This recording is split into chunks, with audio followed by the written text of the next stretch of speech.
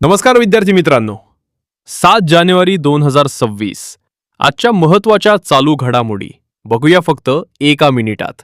पहिली मोठी बातमी, 2026चा हेनली पासपोर्ट इंडेक्स जाहीर झाला आहे. यामध्ये भारतानं सुधारणा करत 78वा क्रमांक मिळवला आहे. फ्रान्स आणि जपान पहिल्या क्रमांकावर आहेत.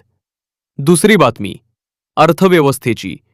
राष्ट्रीय सांख्यिकी कार्यालय म्हणजेच NSOनं चालू आर्थिक वर्षासाठी भारताचा विकास दर 7.3% राहण्याचा अंदाज वर्तवला आहे. तिसरी बातमी, महाराष्ट्र विशेष. राज्य सरकारनं माझी शाळा सुंदर शाळा या अभियानाचा तिसरा टप्पा सुरू केला आहे. सरकारी शाळांचा दर्जा सुधारणं हा याचा मुख्य उद्देश आहे. आणि चौथी अपडेट, समृद्धी महामार्गाच्या जालना ते नांदेड कनेक्टरच्या कामाला आता वेग आला आहे.